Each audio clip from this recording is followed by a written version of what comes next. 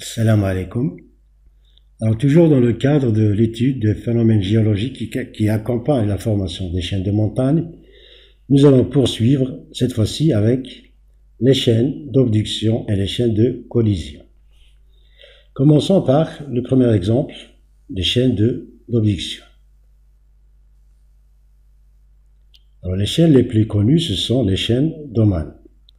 Alors, cette chaîne qui présente le plus grand affleurement de fiolite du monde, qui peut atteindre jusqu'à 500 km de long, est une chaîne située entre la plaque arabique ici et la plaque euro-asiatique. Alors à propos de ces documents-là, je les extrais des examens nationaux de SVT. Alors là, c'est la disposition actuelle de ces chaînes de montagne et d'Oman, comme j'ai dit, qui existent entre la plaque arabique et la plaque euro-asiatique. Alors, ces chaînes de montagne ont une caractéristique frappante, c'est l'existence d'un affleurement d'ophiolite. Je vous rappelle que l'ophiolite, ou bien le cortex ophiolitique, fait partie de la lithosphère océanique. Il est formé de bas en haut par les péridotites, par le gabbro, par des filons de dolérite, du basalte en coussin et enfin par des sédiments océaniques. Alors, l'existence de ces ophiolites avec cette longueur-là de 500 km sur un continent, alors ça pose un problème. Alors, comment se fait-il que cette lithosphère de type océanique est-elle venue là se déposer sur un continent? Nous allons voir ça avec des documents suivants. Alors là, c'est la coupe géologique de la région qui montre les chaînes de montagne de Oman. On voit bien ici, il y a des nappes de Hawasna, ici. Là, nous avons les ophiolites et là, c'est la croûte continentale. On voit bien que les ophiolites là ont surmonté la plaque, bien la lithosphère continentale. Alors, cette chaîne de montagne qui présente ce qu'on appelle les nappes, alors là, les nappes, c'est une structure tectonique qui provient des forces de compression. En fait, je vous donne un exemple de cette formation. Au départ, il peut y avoir une faille inverse, comme c'est montré là sur la figure 5. Ce document là aussi est extrait d'un document qui faisait partie d'un sujet de SVT à l'examen national. Alors là, cette faille inverse, on voit bien que ce compartiment-là surmonte l'autre compartiment. Dans ce cas, il s'agit de force de compression. Juste à côté là, on voit une faille normale. Une faille où les deux compartiments s'écartent sans qu'il y ait chevauchement de l'un sur l'autre. Les figures de compression peuvent nous amener à des plis comme celui-là. Alors parfois, le pli, l'un des flancs du pli s'amincit, devient plus mince, et sous l'effet des forces compressives continues, il peut résulter une faille. On passe d'un pli vers un pli faillé. Et si, donc là vous avez par exemple un pli ici qui a subi une faille. Et si les contraintes continuent, alors regardez bien que ce compartiment peut surmonter et se déplacer pour se mettre sur l'autre compartiment. Alors là, c'est un contact anormal. Dans ce cas-là, il s'agit d'un chevauchement. Et si les forces de compressive continuent, alors ce chevauchement-là peut aller jusqu'à une dizaine de kilomètres, donc sur une longue surface. Dans ce cas-là, on va parler de nappe. Donc l'existence de nappe exprime des forces compressives très fortes qu'a connues la région. Donc cette région est connue par deux phénomènes très importants. Le plus important, c'est l'existence de ces ophiolites sur le continent, et par ces nappes de charriage qui occupent une très grande une très grande surface. Alors, les caractéristiques d'une chaîne d'abduction. En général, ces chaînes sont caractérisées par la présence d'ophiolites sur un socle continental. Il y a aussi la présence de sédiments océaniques, comme les radiolarites, qui vont se déposer également, que l'on va trouver dans le domaine continental. Il y a aussi présence de déformations tectoniques complexes de type chevauchement, des nappes de charriage et bien sûr de failles inverses. Alors ces caractéristiques ou bien ces indices-là, si on les trouve dans une chaîne de montagne, ce sont ces indices qui vont nous permettre de dire que cette chaîne de montagne fait partie des chaînes d'abduction. Donc l'exemple le plus connu, ce sont les chaînes de Oman, mais ce ne sont pas les seuls. Il y a d'autres chaînes et qui ont toujours presque les mêmes caractéristiques que je viens de citer. Alors, comment se sont formées ces chaînes de montagne? Là, le document qui est devant vous, il va représenter les étapes de la formation de la chaîne d'Oman selon un modèle explicatif proposé par Michard. Alors, observez bien que là, donc, il y a 100 ou bien moins 95 millions d'années, donc entre 100 et 95 millions d'années, il y avait la plaque arabique vers le sud-sud-ouest et la plaque eurasiatique vers le nord-nord-est. Et entre les deux existait la mer du Tétis. Alors, la plaque arabique se déplaçait dans ce sens et la plaque eurasiatique dans ce sens. Ça veut dire ces deux vont converger l'une vers l'autre. Ils vont donc se rapprocher. Ce rapprochement est dû au mouvement tectonique. Ce rapprochement va entraîner une rupture au niveau de la lithosphère océanique du mer du Tétis. Alors, toujours les mouvements tectoniques continuent, les forces de compression continuent, et vous voyez bien que là, il y a un raccourcissement, un rapprochement des deux plaques l'une par rapport à l'autre. Qu'est-ce qui se passe là au niveau de cette rupture? Eh bien, là, comme vous voyez, il y a une subduction. Et cette subduction est particulière. C'est une subduction entre deux croûtes océaniques, bien entre deux lithosphères océaniques. On dit ça, c'est une subduction intra-océanique. Alors, les mouvements vont continuer, donc, on va assister ici à des déformations tectoniques de type pli et faille inverse.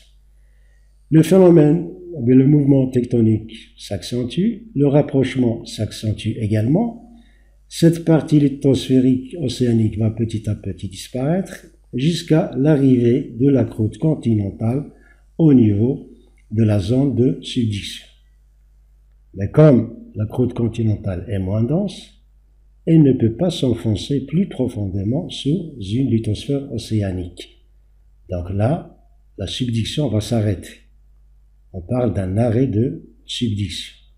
Mais les contractes tectoniques continuent toujours, comme c'est indiqué par ces flèches, ce qui va conduire la lithosphère océanique de monter, ou bien de surmonter, ou bien de chevaucher, ou bien de passer au-dessus de la croûte continentale. Ce qui explique la présence d'ophiolites, donc la lithosphère océanique, sur un continent. Et ça, ce sont les étapes qui ont conduit à la formation des chaînes de montagnes de Oman. Et là, vous avez donc un résumé des étapes de formation de la chaîne d'Oman selon le modèle explicatif de Michard. Je vais vous le relire. Donc, il y a un rapprochement de la plaque arabique et la plaque eurasiatique suite au mouvement tectonique.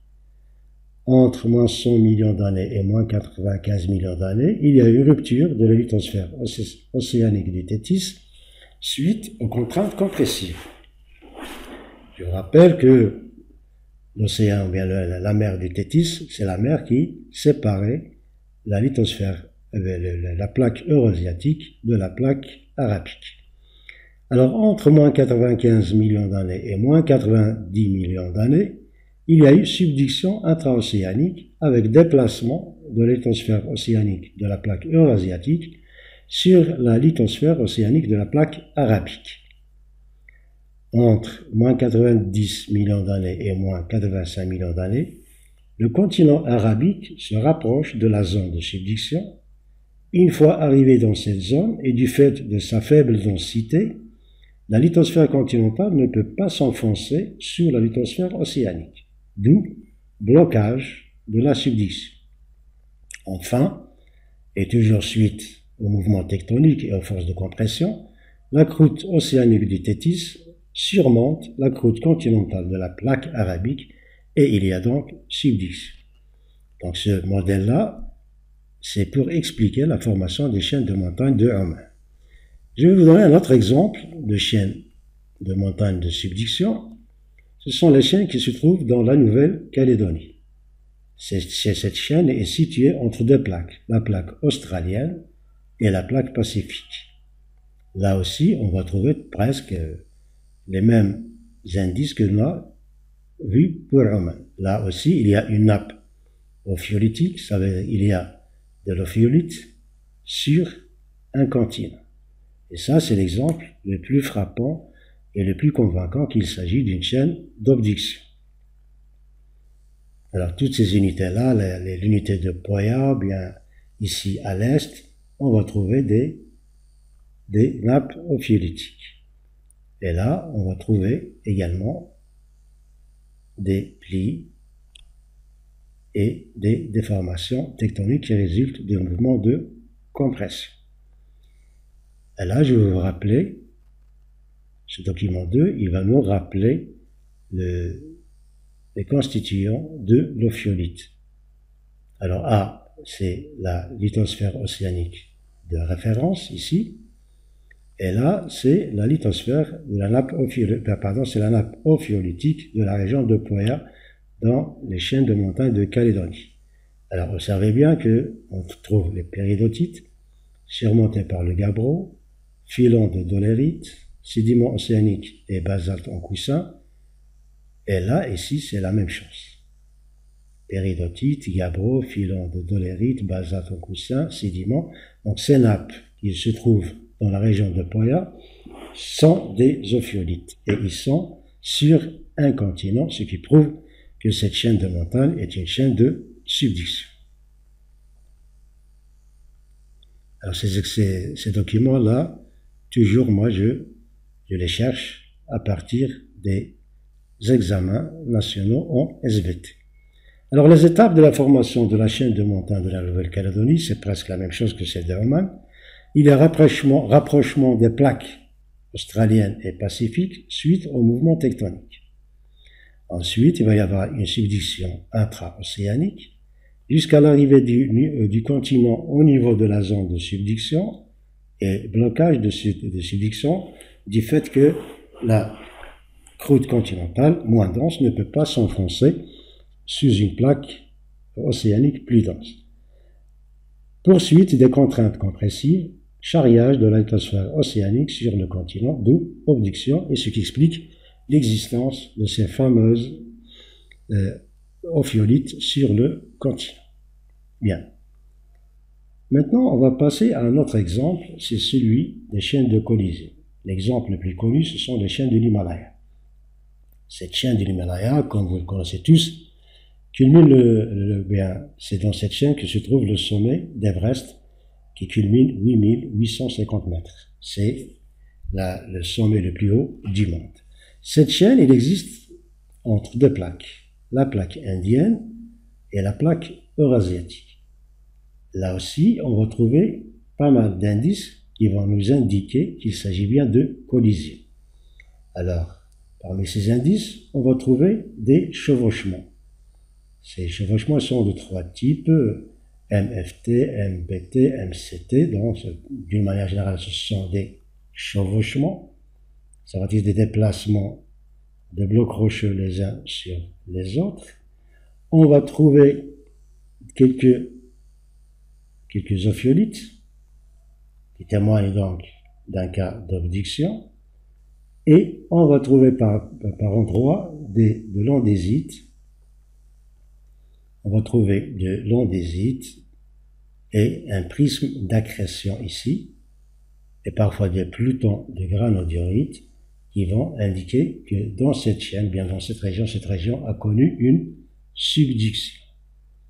Alors, dans cette région qui a connu une subduction et une abduction, il y a d'autres indices qui vont nous montrer qu'il s'agit de chaînes de collision. Donc là, on va trouver les chevauchements, on va trouver une croûte continentale déformée, des granodiorites qui témoignent d'une subduction, des lophiolites qui témoignent d'abduction, et observez bien qu'elle a le niveau de Moho. La discontinuité de Moho, ici, le point A, elle ne dépasse pas 50 km de profondeur, alors qu'ici, elle le dépasse carrément. Donc là, il y a épaississement de la croûte continentale qui témoigne d'un soulèvement et d'une surrection de cette chaîne de montagnes. Alors, comment s'est formée les chaînes de montagnes de l'Himalaya? Alors, l'Himalaya, comme on l'avait dit, elle se trouvait entre deux plaques, la plaque indienne et la plaque eurasiatique. Alors, entre ces deux plaques, il y avait l'océan de Téthys. Alors, première étape, c'est le rapprochement de la plaque indienne et la plaque eurasiatique, bien sûr, ce qui est dû au mouvement tectonique qui permettait le déplacement des plaques. Suite aux forces de compression, les forces compressives, il y a eu subduction de la lithosphère océanique de Téthys sur la plaque eurasiatique. Ensuite, il y a arrêt de subduction. Avec l'augmentation des forces de compression, il y a la montée des sédiments océaniques sur la lithosphère continentale, donc abduction. La poursuite du rapprochement de la plaque indienne et la plaque eurasiatique, toujours due au mouvement tectonique. Et enfin, lorsqu'il n'y a plus d'océan, les deux blocs continentaux vont s'affronter, il va y avoir collision des blocs continentaux indiens et eurasiatiques, entraînant des chevauchements et la surrection des reliefs qui va nous donner les chaînes de montagnes de l'Himalaya. Alors, comme toutes les chaînes, l'Himalaya a des caractéristiques, et ces caractéristiques sont les suivantes. Donc, ces caractéristiques, si on les trouve dans une chaîne de montagne, ça témoigne qu'il s'agit de chaînes de collision. Alors, ces chaînes, ces caractéristiques, on va les diviser en deux grands types. Des caractéristiques pétrographiques et d'autres tectoniques. Pour les caractéristiques pétrographiques, il y a la présence de granitoïdes, d'andésites et les prismes d'accrétion, ce qui témoigne donc d'une subduction. La présence d'ophiolites et sédiments du fond marin qui sont sur un socle continental, qui témoigne d'une abduction. Et aussi la présence des roches métamorphiques qui caractérisent un métamorphisme régional. Pour ce dernier caractère, on va le voir lorsqu'on va aborder la leçon sur le métamorphisme. Ensuite, il y a les caractéristiques tectoniques, comme les plissements, les failles inverses et surtout les chevauchements, avec l'augmentation de la profondeur de la discontinuité de Moho et l'épaississement de la croûte continentale. Ces caractéristiques-là, bien ces indices, vont nous permettre de distinguer les chaînes de collision. Et comme ça, on arrive à terminer les trois types de chaînes, les chaînes de subduction, les chaînes d'abduction, les chaînes de collision. On n'avait qu'à réviser ça. La prochaine fois, je vais essayer de trouver, de vous donner des exercices que je vais chercher dans les examens nationaux SVT et qui concernent uniquement cette partie, ça veut dire comment on va distinguer les chaînes d'abduction, de subduction et de collision et comment on va répondre aux questions qui nous sont posées à l'examen. D'ici là, je vous souhaite une bonne santé et à la prochaine vidéo, Inch'Allah.